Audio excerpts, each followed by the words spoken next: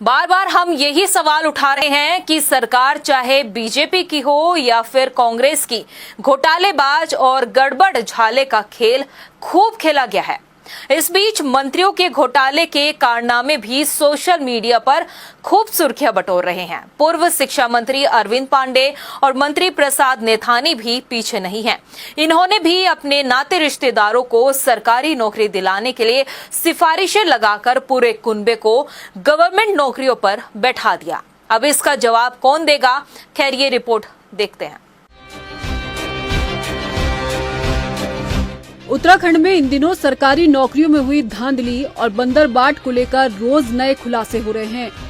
Social media में इन दिनों घोटालेबाजी का मुद्दा जोर शोर से गूंज रहा है।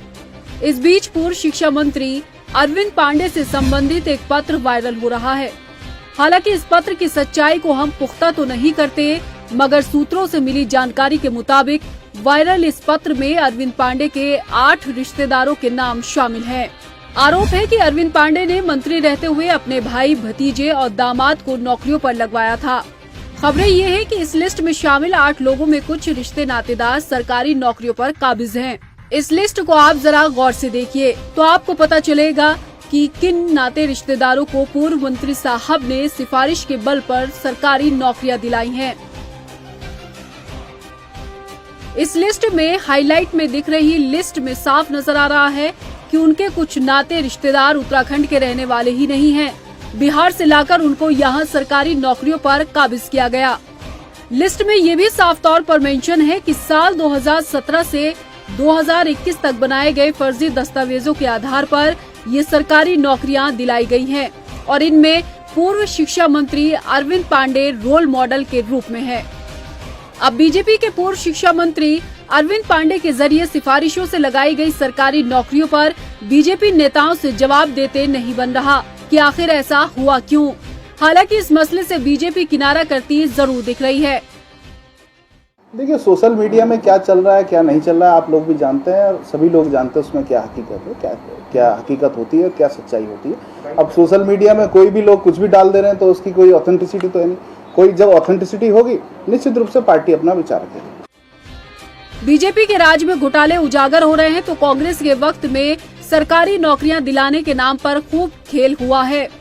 कांग्रेस कार्यकाल में पूर्व शिक्षा मंत्री रहे मंत्री प्रसाद नैथानी ने ईमानदारी की परिभाषा ही बदल डाली। मंत्री प्रसाद नैथानी ने अपनी 3 बेटियों और दामाद को शिक्षा विभाग में नौकरी दे दी, लेकिन कांग्रेस का ये गड़बड़ झाला उस वक्त कांग्रेस को नजर नहीं आया, लेकिन अब जांच की दुहाई जरूर दी जा रही है।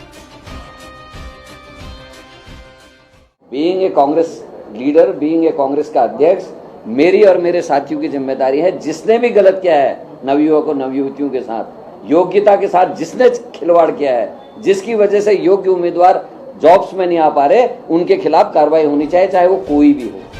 बीजेपी कांग्रेस दोनों ही सरकारों के कार्यकाल में शिक्षा विभाग की जिम्मेदारी संभालने वाले मंत्रियों ने अपनों को सरकारी नौकरियां दिलाने में बहती गंगा में हाथ धो लिए और अब जब बंदरबाट का ये खेल उजागर हो रहा है तो नेता गाहें बगाहें झांक रहे हैं।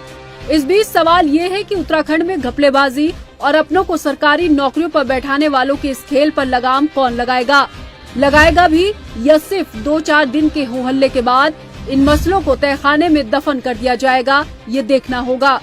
रफ्तार मीडिया के लिए देहरादून से मनीष डंगवाल की रिपोर्ट।